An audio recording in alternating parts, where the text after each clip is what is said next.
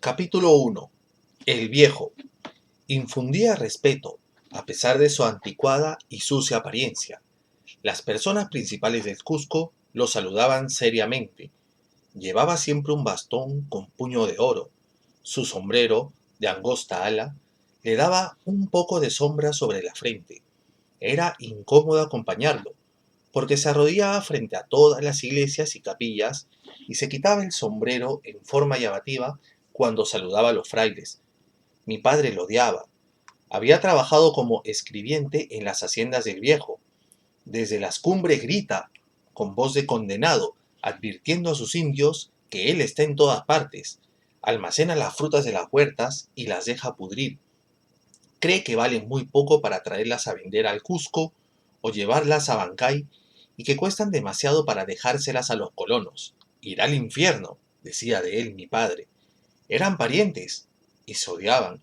Sin embargo, un extraño proyecto consiguió mi padre, pensando en este hombre, y aunque me dijo que viajábamos a Bancay, nos dirigimos al Cusco, desde un lejanísimo pueblo. Según mi padre, íbamos de paso. Yo vine anhelante por llegar a la gran ciudad, y conocí al viejo en una ocasión inolvidable. Entramos al Cusco de noche.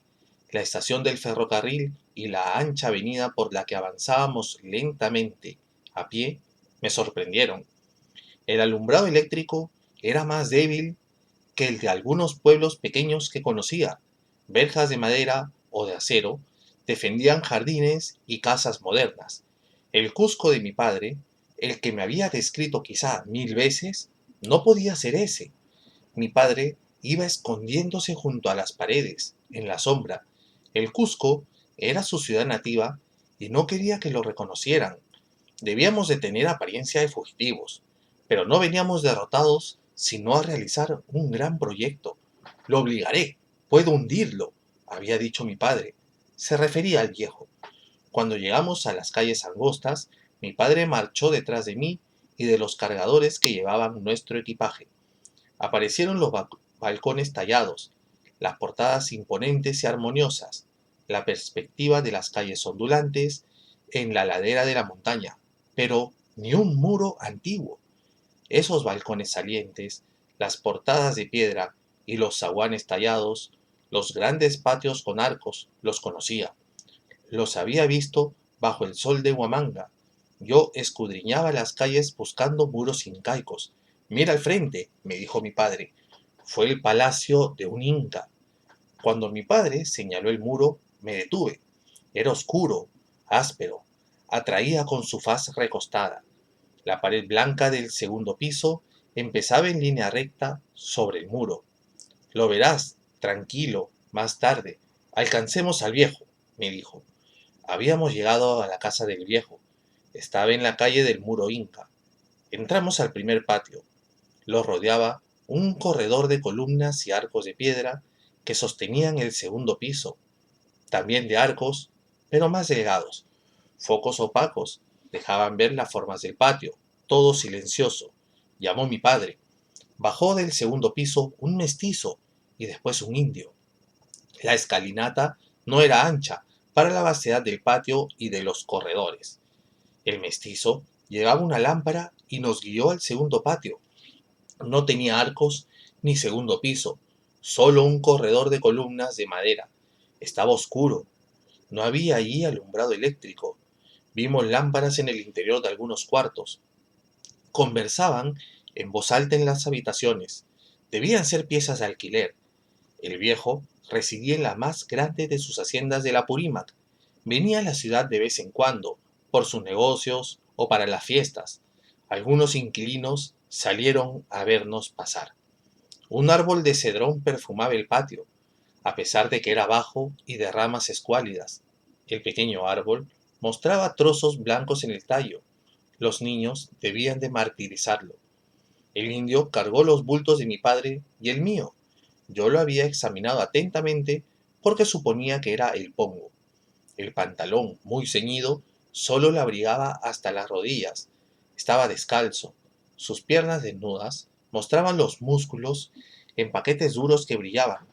El viejo lo obligará a que se lave en el Cusco, pensé. Su figura tenía apariencia frágil, era espigado, no alto. Se veía por los bordes la armazón de paja de su montera. No nos miró. Bajo el ala de la montera pude observar su nariz aguileña, sus ojos hundidos, los tendones resaltantes del cuello. La expresión del mestizo era, en cambio, casi insolente. Vestía de montar. Nos llevaron al tercer patio, que ya no tenía corredores. Sentí olor a muladar allí, pero la imagen del muro incaico y el olor a cedrón seguían animándome. ¿Aquí?, preguntó mi padre. El caballero ha dicho. Él ha escogido, contestó el mestizo. Abrió con el pie una puerta. Mi padre pagó a los cargadores y los despidió. Dile al caballero que ya voy, que iré a su dormitorio enseguida. Es urgente, ordenó mi padre al mestizo. Este puso la lámpara sobre un poyo en el cuarto. Iba a decir algo, pero mi padre lo miró con expresión autoritaria, y el hombre obedeció. Nos quedamos solos. ¡Es una cocina! Estamos en el patio de las bestias, exclamó mi padre. Me tomó del brazo. Es la cocina de los arrieros, me dijo. Nos iremos mañana mismo hacia Bancay. No vayas a llorar. Yo no he de condenarme por exprimir a un maldito. Sentí que su voz se ahogaba, y lo abracé. Estamos en el Cusco, le dije. Por eso, por eso. Salió. Lo seguí hasta la puerta. Espérame, o anda a ver el muro, me dijo.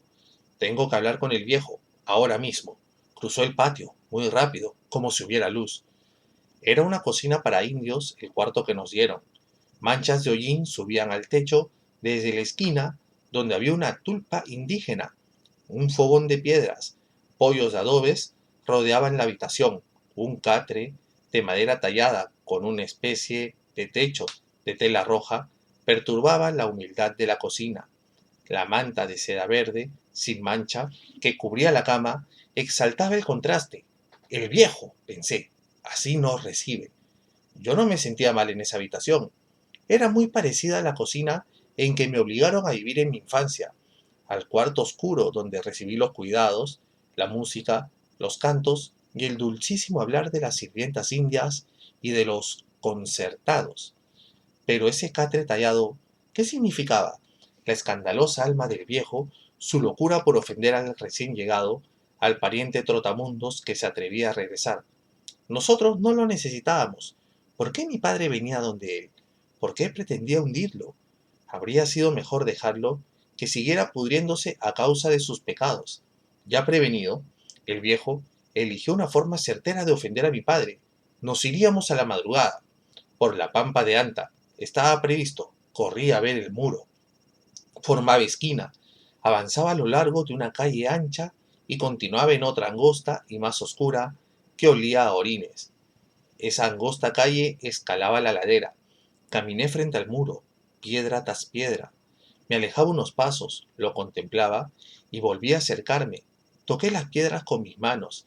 Seguí la línea ondulante, imprevisible, como la de los ríos en que se juntan los bloques de roca. En la oscura calle, en el silencio, el muro parecía vivo.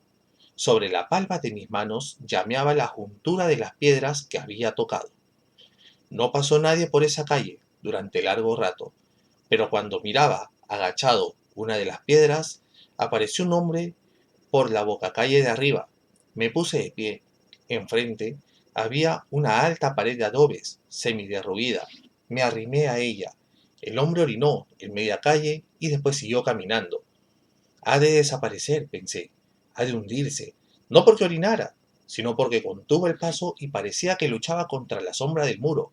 Aguardaba instantes, completamente oculto en la oscuridad que brotaba de las piedras.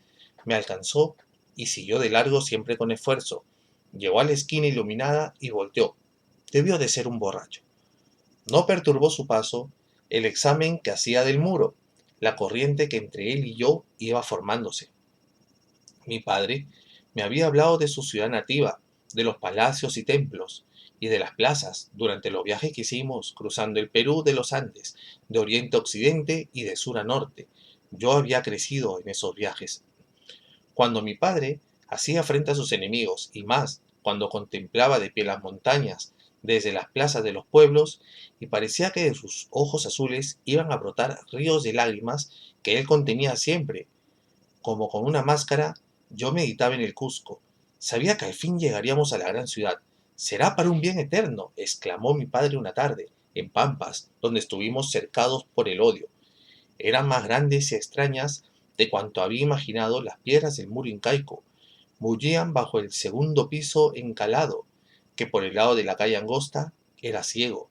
Me acordé, entonces, de las canciones quechuas que repiten una frase patética constante: Yaguar Mayu, río de sangre; Yaguar Unu, agua sangrienta; Puktik, Yaguar Cocha, lago de sangre que hierve; Yaguar Hueque, lágrimas de sangre. ¿Acaso no podría decirse Yaguar Rumi, piedra de sangre, o Puktik Yaguar Rumi, piedra de sangre hirviente? Era estático el muro, pero hervía por todas sus líneas y la superficie era cambiante, como la de los ríos en el verano, que tienen una cima así hacia el centro del caudal, que es la zona temible, la más poderosa. Los indios llaman Yaguar Mayu a esos ríos turbios, porque muestran con el sol un brillo en movimiento, semejante al de la sangre. También llaman Yaguar Mayu al tiempo violento de las danzas guerreras, al momento en que los bailarines luchan. Puktik Yaguar Rumi, exclamé frente al muro en voz alta, y como la calle seguía en silencio, repetí la frase varias veces. Mi padre llegó en ese instante a la esquina, oyó mi voz y avanzó por la calle angosta. El viejo ha clamado y me ha pedido perdón, dijo. Pero sé que es un cocodrilo. Nos iremos mañana. Dice que todas las habitaciones del primer patio están llenas de muebles, de costales y de cachivaches, que ha hecho bajar para mí la gran cuja de su padre. Son cuentos, pero yo soy cristiano, y tendremos que oír misa al amanecer con el viejo en la catedral. Nos iremos enseguida. No veníamos al Cusco. Estamos de paso a Bancay. Seguiremos viaje. Este es el palacio de Inca Roca. La plaza de armas está cerca. Vamos despacio. Iremos también a ver el templo de Ayahuasi. El Cusco es igual. Siguen orinando aquí los borrachos y los transeúntes. Más tarde, habrá aquí otras fetideces. Mejor ese recuerdo. Vamos. Dejemos que el viejo se condene, le dije. ¿Alguien vive en este palacio de Inca Roca? Desde la conquista. ¿Viven? ¿No han visto los balcones? La construcción colonial, suspendida sobre la muralla, tenía la apariencia de un segundo piso. Me había olvidado de ella. En la calle angosta, la pared española blanqueada no parecía servir sino para dar luz al muro. Papá, le dije, cada piedra habla. Esperemos un instante. No oiremos nada. No es que hablan. Estás confundido. Se trasladan a tu mente y desde allí te inquietan. Cada piedra es diferente, no están cortadas, se están moviendo. Me tomó del brazo. Dan la impresión de moverse porque son desiguales, más que las piedras de los campos. Es que los incas convertían en barro la piedra. Te lo dije muchas veces. Papá, parece que caminan, que se revuelven y están quietas. Abracé a mi padre. Apoyándome en su pecho, contemplé nuevamente el muro. ¿Viven adentro del palacio? Volví a preguntarle. Una familia noble. ¿Como el viejo? No. Son nobles, pero también avaros. Aunque no como el viejo. Como el viejo no. Todos los señores del Cusco son avaros. ¿Lo permite el Inca? Los incas están muertos. Pero no este muro. ¿Por qué no lo devora? Si el dueño es avaro, este muro puede caminar. Podría elevarse a los cielos, o avanzar hacia el fin del mundo y volver. ¿No temen quienes viven adentro? Hijo, la catedral está cerca. El viejo nos ha trastornado. Vamos a rezar. Donde quiera que vaya, las piedras que mandó formar Inca Roca me acompañarán. Quisiera hacer aquí un juramento. ¿Un juramento? Estás alterado, hijo. Vamos a la catedral. Aquí hay mucha oscuridad. Me besó en la frente. Sus manos temblaban, pero tenían calor. Pasamos la calle, cruzamos otra, muy ancha. Recorrimos una calle angosta y vimos las cúpulas de la catedral. Desembocamos en la plaza de armas. Mi padre me llevaba del brazo. Aparecieron los portales de arcos blancos. Nosotros estábamos a la sombra del templo. Ya no hay nadie en la plaza, dijo mi padre. Era la más extensa de cuantas había visto. Los arcos aparecían como en el confín de una silente pampa de las regiones heladas. Si hubiera graznado allí un yanahuicu, el pato que merodea en las aguadas de esas pampas. Ingresamos a la plaza. Los pequeños árboles que habían plantado en el parque y los arcos parecían intencionalmente empequeñecidos ante la catedral y las torres de la iglesia de la compañía. No habrán podido crecer los árboles, dije. Frente a la catedral no han podido. Mi padre me llevó al atrio. Subimos las gradas. Se descubrió cerca de la gran puerta central. Demoramos mucho en cruzar el atrio. Nuestras pisadas resonaban sobre la piedra. Mi padre iba rezando. No repetía las oraciones rutinarias. Le hablaba a Dios libremente. Estábamos a la sombra de la fachada. No me dijo que rezara. Permanecí con la cabeza descubierta, rendido. Era una inmensa fachada. Parecía ser tan ancha como la base de las montañas que se elevan desde las orillas de algunos lagos de altura. En el silencio, las torres y el atrio repetían la menor resonancia, igual que las montañas de roca que orillan los lagos helados. La roca desenvuelve profundamente el grito de los patos o la voz humana. Ese eco es difuso y parece que naciera del propio pecho del viajero, atento, oprimido por el silencio. Cruzamos de regreso el atrio, bajamos las gradas y entramos al parque. Fue la plaza de celebraciones de los incas, dijo mi padre. Mírala bien, hijo. No es cuadrada, sino larga, de sur a norte. La iglesia de la compañía y la ancha catedral, ambas con una fila de pequeños arcos que continuaban la línea de los muros, nos rodeaban. La catedral enfrente y el templo de los jesuitas a un costado. ¿A dónde ir? Deseaba arrodillarme. En los portales caminaban algunos transeúntes. Vi luces en pocas tiendas. Nadie cruzó la plaza. Papá, le dije, la catedral parece más grande cuando de más lejos la veo. ¿Quién la hizo? El español, con la piedra incaica y las manos de los indios. La compañía es más alta, no, es angosta, y no tiene atrio, sale del suelo, no es catedral, hijo. Se veía a un costado de las cúpulas, en la oscuridad de la noche. ¿Llueve sobre la catedral? Pregunté a mi padre. ¿Cae la lluvia sobre la catedral? ¿Por qué preguntas? El cielo la alumbra, está bien, pero ni el rayo ni la lluvia la tocarán. La lluvia sí, jamás el rayo. Con la lluvia, fuerte o delgada, la catedral parece más grande. Una mancha de árboles apareció en la falda de la montaña. ¿Eucaliptos? Le pregunté. Deben de ser. No existían antes. Atrás está la fortaleza, el Sacsayhuamán. No lo podrás ver. Nos vamos temprano. De noche no es posible ir. Las murallas son peligrosas. Dicen que devoran a los niños. Pero las piedras son como las del palacio de Inca Roca, aunque cada una es más alta que la cima del palacio. ¿Cantan de noche las piedras? Es posible. Como las más grandes de los ríos o de los precipicios, los incas tendrían la historia de todas las piedras con encanto y las harían llevar para construir la fortaleza. ¿Y estas con qué levantaron la catedral? Los españoles la cincelaron. Mire el filo de la torre. Aún en la penumbra se veía el filo. La cal que unía cada piedra labrada lo hacía resaltar. Golpeándolas con cinceles les quitarían el encanto, pero las cúpulas de las torres deben guardar, quizás, el resplandor que dicen que hay en la gloria.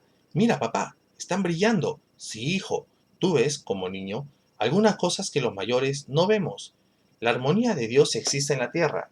Perdonemos al viejo, ya que por él conociste el Cusco. Vendremos a la catedral mañana. ¿Esta plaza es española? No, la plaza no. Los arcos, los templos, la plaza no. La hizo Pachacútec, el Inca renovador de la tierra. ¿No es distinta de los cientos de plazas que ha visto? Será por eso que guarda el resplandor del cielo. Nos alumbra desde la fachada de las torres. Papá, amanezcamos aquí. Puede que Dios viva mejor en esta plaza, porque es el centro del mundo, elegida por el Inca. No es cierto que la tierra sea redonda, es larga. Acuérdate, hijo, que hemos andado siempre a lo ancho o a lo largo del mundo. Nos acercamos a la compañía. No era imponente, recreaba. Quise cantar junto a su única puerta. No deseaba rezar. La catedral era demasiado grande, como la fachada de la gloria para los que han padecido hasta su muerte. Frente a la portada de la compañía, que mis ojos podían ver completa, me asaltó el propósito de entonar algún himno, distinto de los cantos que había oído corear en quechua a los indios, mientras lloraban en las pequeñas iglesias de los pueblos. No, ningún canto con lágrimas. A paso marcial nos encaminamos a la Maru Cancha, el palacio de Huayna Cápac y al templo de las Anjas. ¿La compañía también la hicieron con las piedras de los incas? Pregunté a mi padre. Hijo, los españoles, ¿Qué otras piedras hubieran labrado en el Cusco? Ahora verás. Los muros del palacio y del templo incaicos formaban una calle angosta que desembocaba en la plaza. No hay ninguna puerta en esta calle, dijo mi padre. Está igual que cuando los incas. Solo sirve para que pase la gente. Acércate, avancemos. Parecía cortada en la roca viva. Llamamos roca viva siempre a la bárbara, cubierta de parásitos o de líquenes rojos. Como esa calle hay paredes que labraron los ríos y por donde nadie más que el agua camina, tranquila o violenta. Se llama Loreto Quiju, dijo mi padre. ¿Quiju, papá? Se da ese nombre en quechua a las rajaduras de las rocas, no a las de las piedras comunes, sino de las enormes, o de las interminables vetas que cruzan las cordilleras, caminando irregularmente, formando el cimiento de los nevados que ciegan con su luz a los viajeros. Aquí están las ruinas del templo de Akyahuasi y de Amaru Cancha, exclamó mi padre. Eran serenos los muros, de piedras perfectas. El de Akyahuasi era altísimo y bajo el otro, con serpientes esculpidas en el dintel de la puerta. ¿No vive nadie adentro?, pregunté. Solo en Akyahuasi. Las monjas de Santa Catalina, lejos, son enclaustradas. No salen nunca. El Amaru Cancha, palacio de Huayna Cápac, era una ruina, desmoronándose por la cima. El desnivel de altura que había entre sus muros y los del templo permitía entrar a la luz a la calle y contener mejor a la sombra. La calle era lúcida, no rígida. Si no hubiera sido tan angosta, las piedras rectas se habrían, quizá, desdibujado.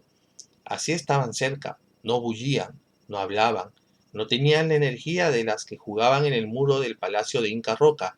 Era el muro quien imponía silencio. Y si alguien hubiera cantado con hermosa voz allí, las piedras habrían repetido con tono perfecto, idéntico, la música.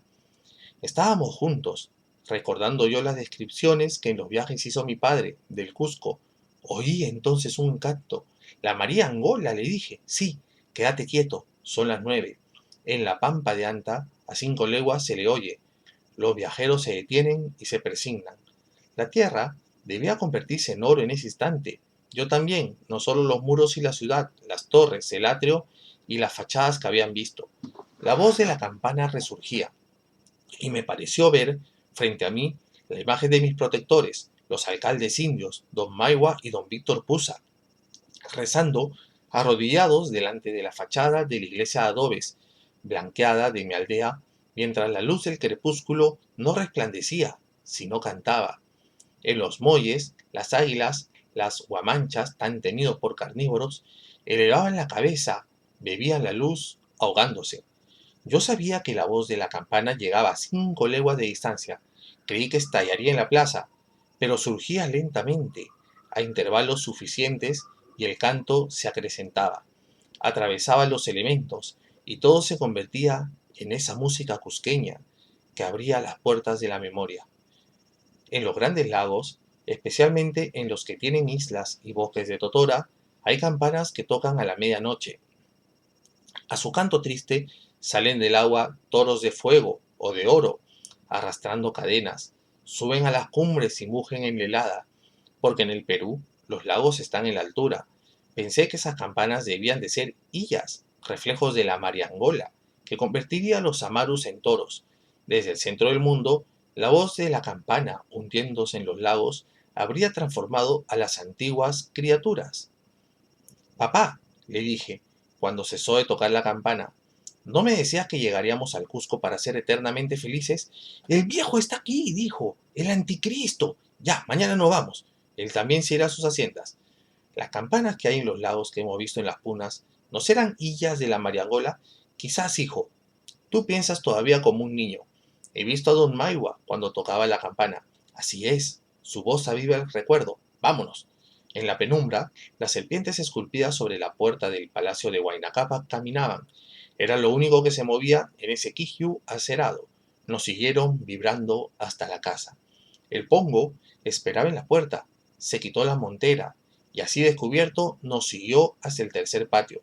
Venía sin hacer ruido, con los cabellos revueltos, levantados. Le hablé en quechua, me miró extrañado. ¿No sabe hablar?, le pregunté a mi padre. No se atreve, me dijo, a pesar de que nos acompaña a la cocina. En ninguno de los centenares de pueblos donde había vivido con mi padre hay pongos, Taita, le dije en quechua al indio, ¿tú eres cusqueño? Manan, contestó, de la hacienda. Tenía un poncho raído, muy corto. Se inclinó y pidió licencia para irse. Se inclinó como un gusano que pidiera ser aplastado. Abracé a mi padre. Cuando prendió la luz de la lámpara, el perfume del cedrón llegaba hasta nosotros. No pude contener el llanto. Lloré como al borde de un gran lago desconocido. Es el Cusco, me dijo mi padre. Así agarra a los hijos de los cusqueños ausentes. También debe ser el canto de la mariangola. No quiso acostarse en la cuja del viejo. Hagamos nuestras camas, dijo. Como en los corredores de las casas en que nos alojaban en los pueblos, tendimos nuestras camas sobre la tierra. Yo tenía los ojos nublados, veía al indio de la hacienda, su rostro extrañado, las pequeñas serpientes de la marucancha, los lagos moviéndose ante la voz de la campana. Estarían marchando los toros a esa hora, buscando las cumbres. Rezamos en voz alta. Mi padre pidió a Dios que no oyera las oraciones que con su boca inmunda entonaba el viejo en todas las iglesias y aun en las calles. Me despertó al día siguiente, llamándome. Está amaneciendo. Van a tocar la campana. Tenía en las manos su reloj de oro, de 3 capas. Nunca lo vendió. Era un recuerdo de su padre. A veces se le veía como a un fanático, dándole cuerda a ese reloj fastuoso, mientras su ropa aparecía vieja, y él permanecía sin afeitarse por el abatimiento. En aquel pueblo de los niños asesinos de pájaros, donde nos sitiaron de hambre, mi padre salía al corredor, y frente al bosque de hierbas venenosas que crecían en el patio, acariciaba su reloj, lo hacía brillar al sol, y esa luz lo fortalecía. Nos levantaremos después que la campana toque, a las 5, dijo. El oro que doña María Angola entregó para que fundiera la campana. ¿Fueron joyas?, pregunté. Sabemos que entregó un quintal de oro. Ese metal era del tiempo de los incas. Fueron, quizás, trozos del sol de Inti Cancha, o de las paredes del templo, o de los ídolos, trozos solamente, o joyas grandes hechas de ese oro. Pero no fue un quintal, sino mucho más el oro que fundieron para la campana. María Angola, ella sola, llevó un quintal. El oro, hijo, suena como para que la voz de la campana se eleve hasta el cielo y vuelva con el canto de los ángeles a la tierra. Y las campanas feas de los pueblos que no tenían oro son pueblos olvidados, las oirá Dios, pero ¿a qué ángel han de hacer bajar esos ruidos? El hombre también tiene poder. Lo que has visto anoche no lo olvidarás. Vi, papá, a don Pablo Maigua, arrodillado frente a la capilla de su pueblo.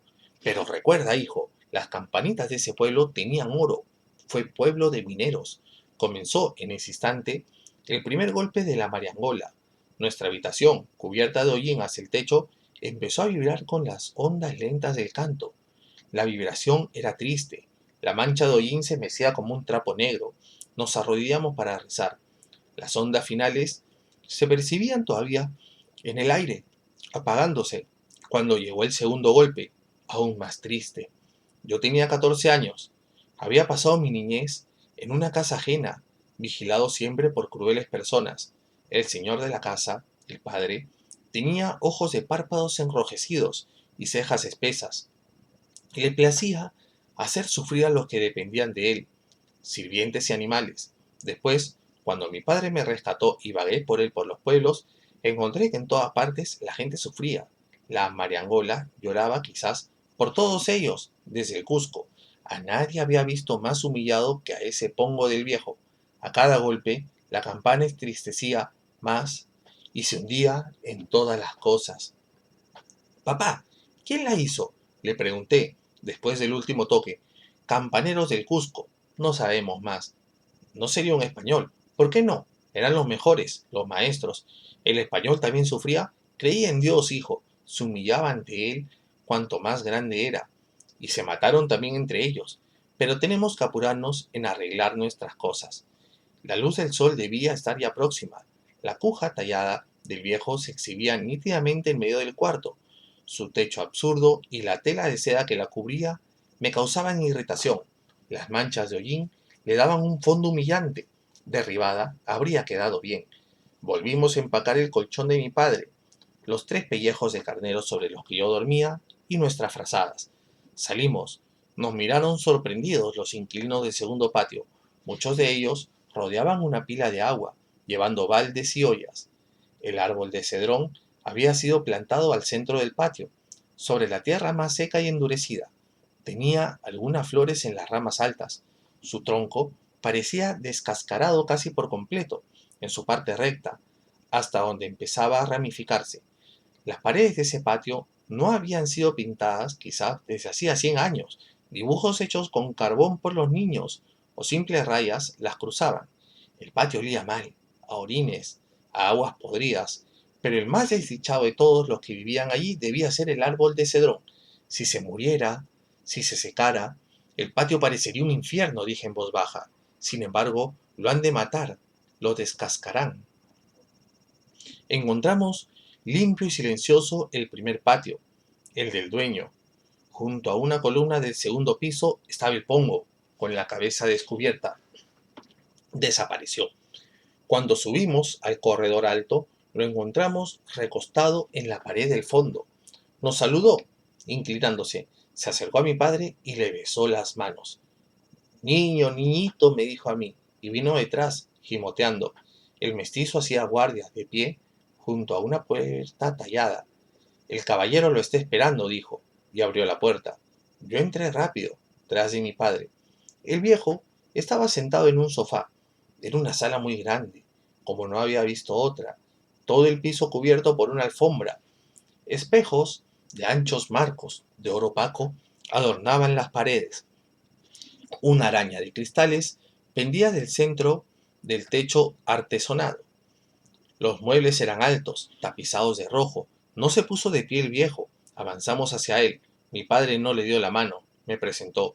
Tu tío, el dueño de las 4 haciendas, dijo. Me miró el viejo, como intentando hundirme en la alfombra. Percibí que su saco estaba casi deshilachado por la solapa y que brillaba desagradablemente. Yo había sido amigo de un sastre en Huamanga y con él nos habíamos reído a carcajadas de los antiguos sacos de algunos señorones avaros que mandaban hacer surcidos. Este espejo no sirve, exclamaba el sastre en quechua. Aquí solo se mira la cara del diablo, que hace guardia junto al señor para llevárselo a los infiernos. Me agaché y le di la mano al viejo. El salón me había desconcertado. Lo atravesé asustado, sin saber cómo andar, pero el lustre sucio que observé en el saco del viejo me dio tranquilidad. El viejo siguió mirándome. Nunca vi ojos más pequeños ni más brillantes. Pretendía rendirme. Se enfrentó a mí. ¿Por qué? Sus labios delgadísimos los tuvo apretados. Miró enseguida a mi padre. Él era arrebatado y generoso. Había preferido andar solo, entre indios y mestizos, por los pueblos. ¿Cómo te llamas? Me preguntó el viejo, volviendo a mirarme. Yo estaba prevenido. Había visto el Cusco. Sabía que tras los muros de los palacios incas vivían avaros. Tú, pensé, mirándolo también detenidamente. La voz extensa de la gran campana, los amarus del palacio de Huayna Cápac me acompañaban aún. Estábamos en el centro del mundo. Me llamo como mi abuelo, señor, le dije. ¿Señor? ¿No soy tu tío?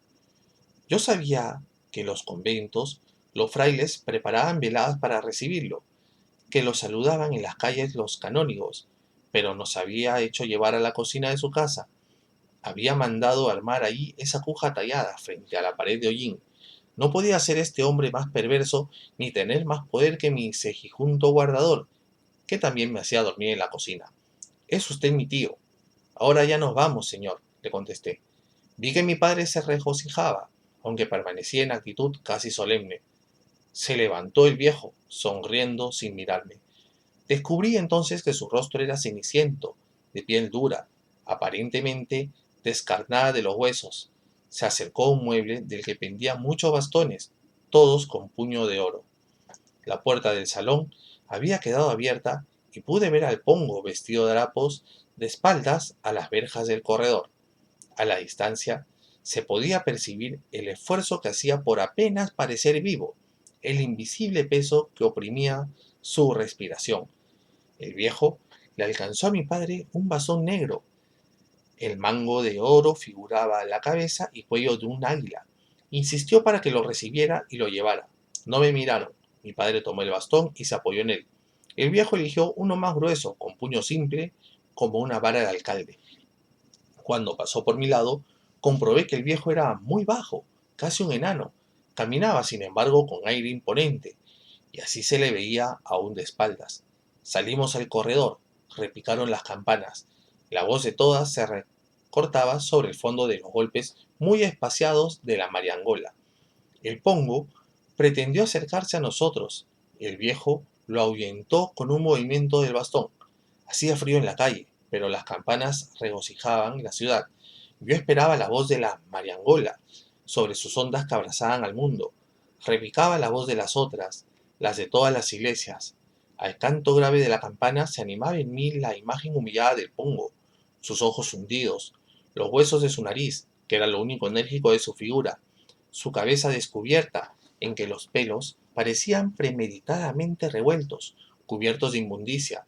No tiene padre ni madre, solo su sombra, iba repitiendo, recordando la letra de un huayno, mientras aguardaba a cada paso un nuevo toque de la inmensa campana. Cesó el repique, la llamada a misa, y tuve libertad para mirar mejor la ciudad a la luz del día. Nos iríamos dentro de una hora, más o menos. El viejo hablaba. Inca Roca lo edificó, muestra el caos de los gentiles, de las mentes primitivas. Era aguda su voz y no parecía la de un viejo, cenizo por la edad y tan recio. Las líneas del muro jugaban con el sol. Las piedras no tenían ángulos ni líneas rectas, cada cual era como una bestia que se agitaba a la luz. Transmitían el deseo de celebrar, de correr por alguna pampa, lanzando gritos de júbilo. Yo lo hubiera hecho, pero el viejo seguía predicando, con palabras selectas, como tratando de abrumar a mi padre. Cuando llegamos a la esquina de la plaza de armas, el viejo se postró sobre ambas rodillas, se descubrió, agachó la cabeza y se persignó lentamente. Lo reconocieron muchos y no se echaron a reír. Algunos muchachos se acercaron. Mi padre se apoyó en el bastón, algo lejos de él. Yo esperé que apareciera un guaironco y le escupiera sangre en la frente, porque estos insectos voladores son mensajeros del demonio o de la maldición de los santos. Se levantó el viejo y apuró el paso. No se puso el sombrero, avanzó con la cabeza canosa descubierta. En un instante llegamos a la puerta de la catedral. Mi padre lo seguía comedidamente. El viejo era imperioso, pero yo le hubiera sacudido por la espalda, y tal vez no habría caído, porque parecía pesar mucho, como si fuera de acero. Andaba con gran energía. Ingresamos al templo, y el viejo se arrodilló sobre las baldosas. Entre las columnas y los arcos, rodeados del brillo de oro, sentí que las bóvedas altísimas me rendían. Oí rezar desde lo alto, con voz de moscardones, a un coro de hombres. Había poca gente en el templo. Indias con mantas de colores sobre la cabeza lloraban. La catedral no resplandecía tanto. La luz filtrada por el alabastro de las ventanas era distinta de la del sol. Parecía que habíamos caído, como en las leyendas, a alguna ciudad escondida en el centro de una montaña, debajo de los mantos de hielo inapagables que nos enviaban luz a través de las rocas. Un alto coro de madera lustrada se elevaba en medio del templo. Se levantó el viejo y nos guió hacia la nave derecha. El señor de los temblores, dijo, mostrando un retablo que alcanzaba la cima de la bóveda. Me miró, como si no fuera yo un niño. Me arrodillé junto a él y mi padre al otro lado. Un bosque de ceras ardía delante del Señor. El Cristo aparecía detrás del humo, sobre el fondo del retablo dorado, entre columnas y arcos en que habían tallado figuras de ángeles, de frutos y de animales.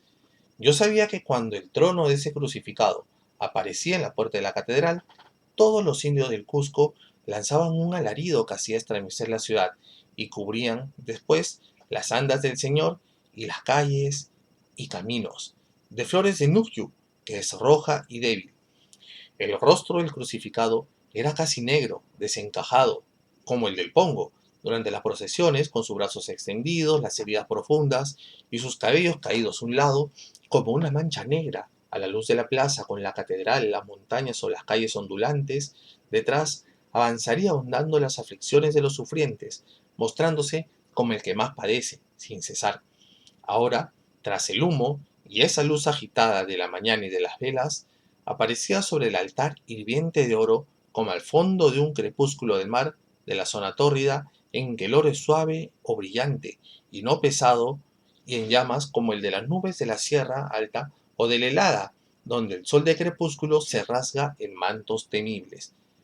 Renegrido, padeciendo, el señor tenía un silencio que no apaciguaba, hacía sufrir en la catedral tan vasta entre la llama de las velas y el resplandor del día que llegaba tan atenuado, el rostro del Cristo creaba sufrimiento y lo extendía a las paredes, a las bóvedas y columnas. Yo esperaba que de ellas brotaran lágrimas, pero estaba allí el viejo, rezando apresuradamente con su voz metálica. Las arrugas de su frente resaltaron a la luz de las velas. Eran esos surcos los que daban la impresión de que su piel se había descarnado de los huesos. No hay tiempo para más, dijo. No oímos misa, salimos del templo. Regresamos a paso ligero. El viejo nos guiaba. No entramos a la iglesia de la compañía. No pude siquiera contemplar nuevamente su fachada. Solo vi la sombra de sus torres sobre la plaza. Encontramos un camión en la puerta de la casa. El mestizo de botas hablaba con el chofer. Habían subido nuestros atados a la plataforma. No necesitaríamos ya entrar al patio. Todo está listo, señor, dijo el mestizo. Mi padre entregó el bastón al viejo. Yo corrí hacia el segundo patio. Me despedí del pequeño árbol. Frente a él, mirando sus ramas escuálidas, las flores moradas, tan escasas que temblaban en lo alto, tenía al Cusco, el rostro del Cristo, la voz de la gran campana, el espanto que siempre había en la expresión del Pongo, y el viejo, de rodillas en la catedral. Aún el silencio del Loreto Quigio me oprimían. En ningún sitio debía sufrir más la criatura humana. La sombra de la catedral y la voz de la mariangola al amanecer renacían, me alcanzaban. Salí. Ya nos íbamos. El viejo me dio la mano. Nos veremos, me dijo. Lo vi feliz. Un poco lejos, el Pongo estaba de pie, apoyándose en la pared. Las roturas de su camisa dejaban ver partes del pecho y del brazo. Mi padre ya había subido al camión.